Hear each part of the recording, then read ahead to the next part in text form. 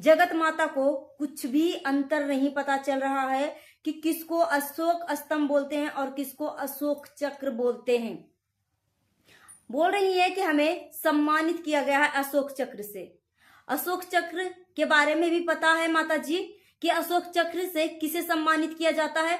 जो देश के लिए बलिदान देता है, जो देश के लिए मर मिटने के लिए तैयार रहता है, ऐसे लोगों को अशोक चक्र से सम्मानित किया गया है। अशोक स्तंभ जो आपको मिला है ना, अशोक स्तंभ बोलते हैं इसको। ठीक है, पहला नंबर तो आप अपने बोलने का तरीका को सीखिए कि आपको तो ये भी पता नहीं है कि तालब्य सा, मूर्धन्य सा और दंती सा में क्या अंतर होता है। स को श बोलती हैं कि हाँ श श श करते रहती हैं, आपको शर्म नहीं आता? दोस्तों आप सब खुद ही बताइए मुझे कि वो ऐसे स्कूल का टीचर है, प्रिंसिपल है, टीचर नहीं प्रिंसिपल है, जो एक स्कूल चलाती हैं। ठीक है, और उस स्कूल में पढ़ने वाले बच्चे का क्या भविष्य होगा, प्रिंसिपल को खुद ही पता नहीं हो कि कहाँ पे श बोलना है, कहाँ पे स बोलना है। सम्मानित को सम्मानित बोलती हैं कि हमें सम्मानित किया गया है। आपको क्या लगता है, पैसे बचाने की वजह से छोटे छोटे बच्चों को एक काम पे फैमिली रखती है और अलाउंस करवाती है कि मेरे स्कूल में 100 बच्चों को फ्री शिक्षा दी जाएगी। हेलो एवरीवन, आप सभी को स्वागत है Aditya and Ajay blog channel पे। आप सभी से हाथ जोड़ के रिक्वेस्ट है, वीडियो को फुल वॉच करने के बाद ही अपना ओपिनियन दीजिएगा। जगत माता ने एक बार फिर से साबित कर दिया अपना गवारपन कि सच में वो अंगूठा छाप है, इनका कोई भी चीज का नॉलेज नहीं है। बोल रही है दुबई चली गई हूँ और वहां पर मुझे अशोक चक्र से सम्मानित किया गया है। ऐसा कौन सा वो वीरता का अवार्ड जीती है, ऐसा कौन सा ऐसा महान काम करी है जो उनको अशोक चक्र से सम्मानित किया गया है। अशोक स्तंभ और अशोक चक्र में जगत माता को कुछ भी अंतर नहीं पता चल रहा है कि किसको अशोक स्तंभ बोलते हैं और किसको अशोक चक्र बोलते हैं। बोल रही है कि हमें सम्मानित किया गया है अशोक चक्र से। अशोक चक्र के बारे में भी पता है माता जी कि अशोक चक्र से किसे सम्मानित किया जाता है? जो देश के लिए बलिदान देता है, जो देश के लिए मर मिटने के लिए तैयार रहता है, ऐसे लोगों को अशोक चक्र से सम्मानित किया गया है। अशोक स्तंभ जो आपको मिला है ना, अशोक स्तंभ बोलते हैं इसको। ठीक है, पहला नंबर तो आप अपने बोलने का तरीका को सीखिए कि आपको तो ये भी पता नहीं है कि तालब्य सा, मूर्धन्य सा और दंती सा में क्या अंतर होता है। स को श बोलती हैं, क्या ही मैं बोलूं, हमेशा श श श करते रहती हैं, आपको शर्म नहीं आता? दोस्तों आप सब खुद ही बताइए मुझे कि वो ऐसे स्कूल का टीचर है, प्रिंसिपल है, टीचर नहीं प्रिंसिपल है, जो एक स्कूल चलाती हैं। ठीक है, और उस स्कूल में पढ़ने वाले बच्चे का क्या भविष्य होगा, जो प्रिंसिपल को खुद ही पता नहीं हो कि कहाँ पे श बोलना है, कहाँ पे स बोलना है। सम्मानित को सम्मानित बोलती हैं कि हमें सम्मानित किया गया है। ठीक है, सम्मानित बोलते हैं आंटी जी, सम्मानित। ठीक है, और जो दूसरे को पिचासनी बोलती है ना, पहले अपना ढंग सीख लीजिए। जब इसके ऊपर आंटी जी को ट्रोलिंग मिलने लगी तो मैडम जी का कह के संबोधित करने लगी। इतना सुधारपन कहां से आंटी जी, कहां से?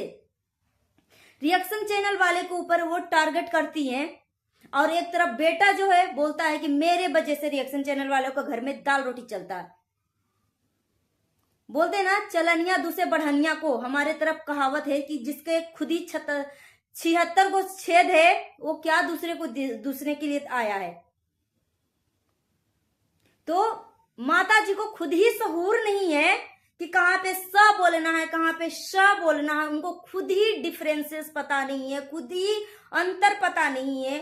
वो अपने स्कूल के बच्चे को क्या शिक्षा देंगे और जगत माता के स्कूल से पढ़कर निकलने वाले बच्चे का क्या भविष्य होगा, हमारे देश में क्या करेंगे। वो बोलती हैं कि हम इतना कुछ खरीद रहे हैं, क्या हमें कांजीवरम साड़ी खरीदने की औकात नहीं है? अरे आप सब इतनी भिखारी हो, इतनी भिखारी हो कि पैसे देकर अवार्ड खरीदते हो और बोलते हो कि साड़ी खरीदने की औकात नहीं है। अगर रियल मायने में, सही मायने में देखा जाए ना, तो सच में आपकी औकात नहीं है। सच में असली औकात मैनर्स होता है, ठीक है, बोलने का ढंग होता है। आपको इतना बार टोका गया है, इतना बार टोका गया है, बोलते हो अपने आप को हम टीचर फैमिली हैं, पढ़े लिखे फैमिली हैं। आपका तो कहीं से भी पढ़ा लिखा संस्कार या मैनर्स कहीं से दिखता ही नहीं है। आपका बच्चा जो है इतना संस्कार लेस है, इतना मतलब बिल्कुल भी ढंग नहीं है, क्योंकि अपने बच्चे को बचपन में, अपने दोनों बेटों को मैनर्स नहीं सिखाया, संस्कार नहीं दिया। सिर्फ बोला कि बेटा अगर सामने से कोई तुम्हें बुरा कहे तो तुम्हें भी अपने लिए आवाज उठाना है। वही बेटा है लपुआ, पूरे ऑडियंस के सामने अपनी माँ को गाली दिया। और यही जगत माता है जो 4 साल तक अपनी बड़ी बहू को यानी लप्पी को मां न बनने का बद्दुआ दिया था, मां न बनने का बद्दुआ दिया था। 5 साल शादी को हो गया, अभी तक लप्पी को बच्चा नहीं हुआ। क्यों? इससे पहले तो लप्पी बोल रही थी कि मेरे पति को अपने अंडर रख रखी है जगत दीदी। अब तो तुम्हारे पति को छोड़ दिया है ना, अब तो छोड़ दिया है, अब कब बच्चा पैदा करोगी? और ये जो लिपस्टिक माता है, ये बद्दुआ माता, इनका नाम रख दो बद्दुआ माता। बीच बीच में सबको बद्दुआ देने के लिए आ जाती हैं, बीच बीच में सबको बद्दुआ देती हैं। कांजीवरम साड़ी पहनने की इनकी औकात नहीं है। पहला नंबर तो कांजीवरम साड़ी आपको पहनने की औकात है या नहीं है, ये बाद में हम बात करेंगे।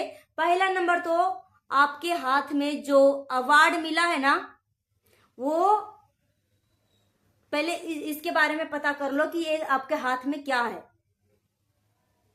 अशोक स्तंभ को अशोक चक्र से बोलती हैं कि मुझे अशोक चक्र से सम्मानित किया गया। और जब कोई भी अवार्ड लेते हैं ना तो उसको थैंक यू बोलते हैं, 2 लाइन कुछ बोलते हैं, ठीक है। तो आप तो इतना मतलब क्या, कितना गवार हो, आपके वीडियो में ही दिख रहा है माता जी, कि आपको स्पीच देने के लिए नहीं आता, अपने बारे में 2 शब्द बोलने के लिए नहीं आता, कि कुछ भी कोई सामने से देता है ना तो उसको हम थैंक यू बोलते हैं। आजकल छोटे छोटे बच्चे को सिखाया जाता है कि बेटा अगर आपको सामने से कुछ देता है तो लेने के बाद उसको थैंक यू जरूर बोलना।